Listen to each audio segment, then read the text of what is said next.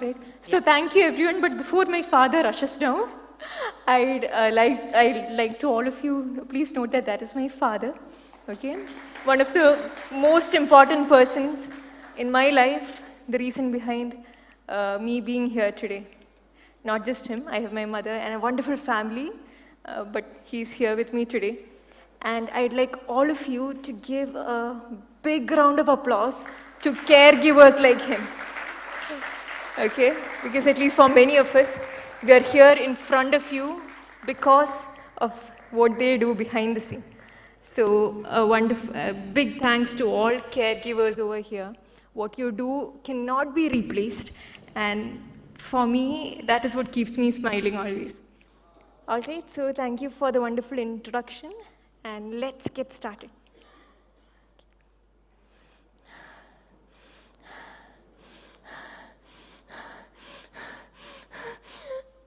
Don't worry, I'm just acting.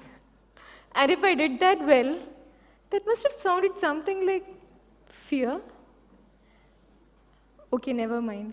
Let's just imagine. Imagine that you are in a dark room all by yourself and you cannot see anything. But you know that someone or something is out there to hurt you. Then your breathing would sound something like that, right? But imagine having to live your life breathing like that, living your life in fear, as though something bad can happen any time now. Now, we might not be breathing frantically, but I believe most of us are living with one or the other kind of fear.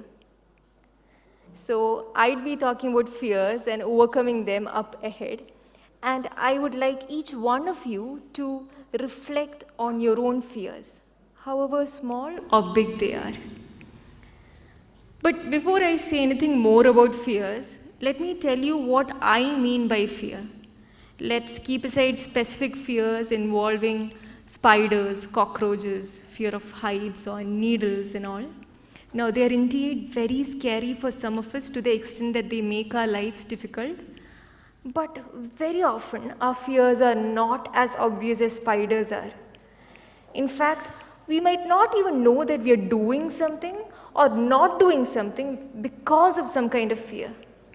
And that's why I want to talk about fears, the kind of fears that make us step away from doing things because we don't want to make mistakes, or it makes us remain silent because we don't want to say something foolish, or it makes us walk away from a person because we don't want to lose them. Let's say that you have someone in your life who's treating you unkindly, but you think to yourself, let me remain silent rather than starting a fight. Or let's say you have this long list of things to do, but even before you get started with them, you feel so anxious. Now, all of these thoughts, feelings, and even memories that stop you from doing things that matter are usually driven by fear. You are driven by fear. Now, let me show you what life would look like if you were driven by the fear of failure. Following the spinal cord injury that happened to me in 2014, I was paralyzed below my chest level. So, at the age of 19, I became wheelchair bound. Now, many of you over here would be able to relate to me very well when I say that it's really challenging to lead your life depending on others. Because on one hand, you get so frustrated because you cannot do the things that you want to do in your own way or at your own time. And on the other hand, there is a sense of guilt that you feel for having to trouble others always. So instead of going to college, I was stuck at home dealing with such emotions along with my physical challenges. And that is when a sense of being a failure rose in me. I started looking at all my plans that didn't work out. Not just the present ones, but even the past of like things I couldn't do in school. Maybe a competition I couldn't win, or the smart girl whom I couldn't beat in exams. All these small and irrelevant things from my past even came up. So basically, my mind started weaving together all my past and present failures and projected it into the future, saying that I will always be a failure. Let me repeat that once more. My mind started weaving together all these past and present failures and projected it onto the future, saying that I will always be a failure. Does your mind do that to you? Like when you're facing some current situation, it brings up things from your past, even when they're not related. Such a messy place to be, right? And I was having all feelings of self-pity, criticizing myself, having failed my own expectations. That is when this kind of a failure, that sense rose in me. But you need to know that my life was not all about failures. Right from my childhood, I have had good moments in my life. I have achieved some things. But back then, when my disability turned my life upside down, all I could focus on was my failures. All these victories and achievements didn't come to my mind. My entire focus was on failures. And when your mind is set to find your failures, what happens is you end up feeling so miserable and worried almost always. Especially when you need to make decisions or set goals for achieving some things, because you start doubting yourself, questioning your own abilities, comparing yourself with others. And that is when this fear of failure, oh, what if I don't do this right, what if I don't get this right, comes in. So basically, this whole fear of failure, it forms in you not because you've failed all the time, but because you focus only on failures. Haha, that's easy to say, right? What do you do when you have had some real failures, real setbacks in life? Now, on this stage, in front of my fellow speakers, who may have gone through even more challenging situations in life than I have, I do not wish to dramatize and be sentimental about my own personal experiences. But just so that you understand what I'm talking about, let me give you some examples of roadblocks that I faced in my life and I felt like a failure. Now, there was a time when everything and anything could make me feel like that. But let's look at the major stuff, like maybe completing education and finding a job. In our society especially, choosing a course after 12th is such a major decision, right? It's like we upload a lot of plans and dreams onto this decision. So after 12th, even I made the bold choice of leaving home and doing a course of my interest. But because of my disability, I had to discontinue the course. And automatically, I blamed myself. I compared my situation with what my friends were doing and ended up feeling like a loser. But later on, I chose psychology as a course to do. And years later, I completed post-graduation in it. But then when I had to find a job, again, I found it challenging. Even still I do. But when even after so many years, even when I'm talking about overcoming fears right now, okay, even today, when I face these kind of challenges, my mind easily goes back to the same old story of, I am a failure. Okay? So, what do? Like, when you face that kind of challenges, okay, your mind starts weaving up all these things, right? But I tell you, over all these years, what has improved or developed in me is a kind of psychological flexibility.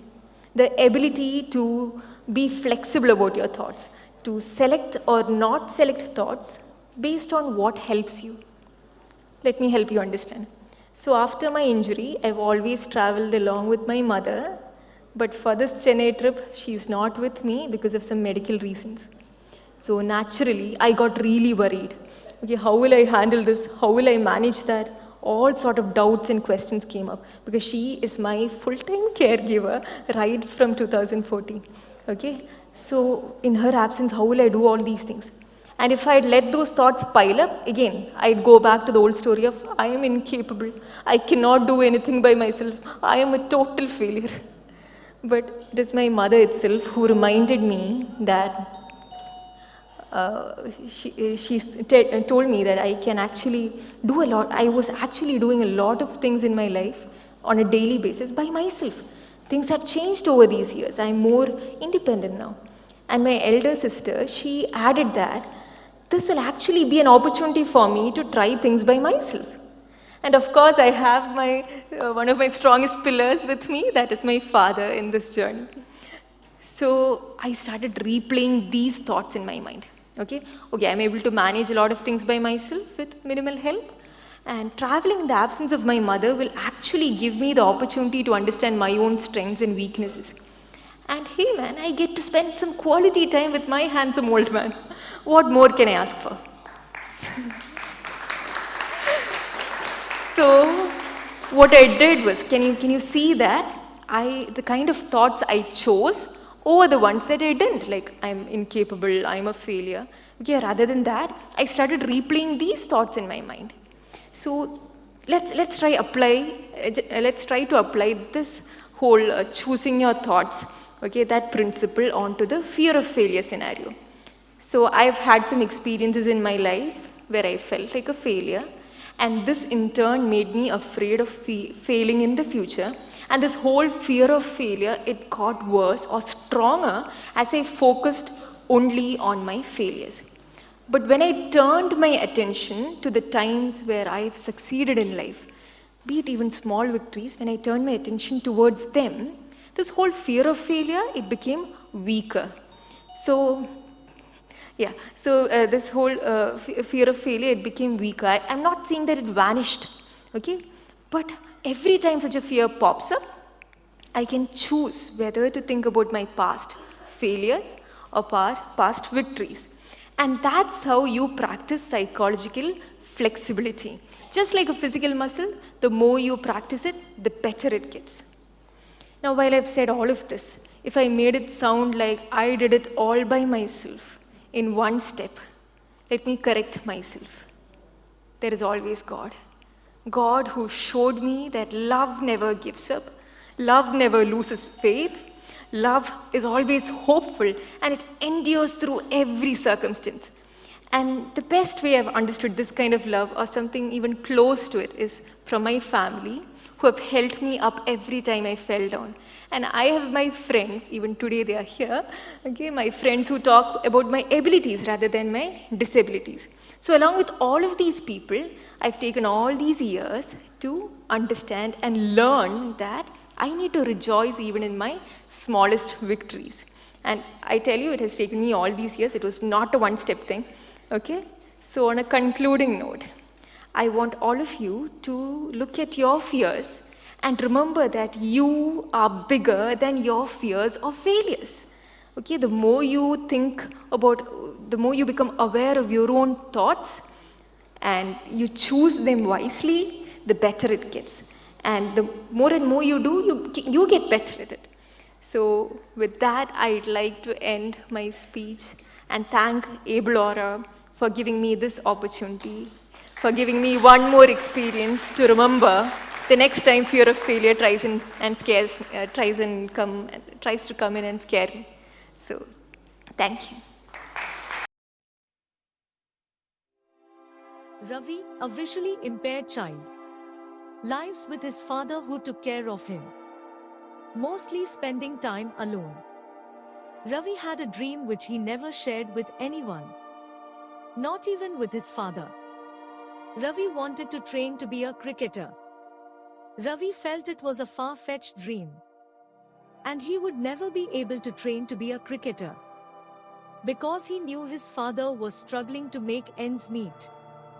Ravi's friend Asif from the disability community informed him about Make a Wish campaign by Able Aura, and Ravi didn't want to lose this last ray of hope, and informed his father about the same. A successful banker, Seema always wanted to be a sports person, but could never do it due to her then financial condition. She signed up for Give a Wish campaign by Able Aura to make sure not another child within her reach should give up dreams due to financial constraints.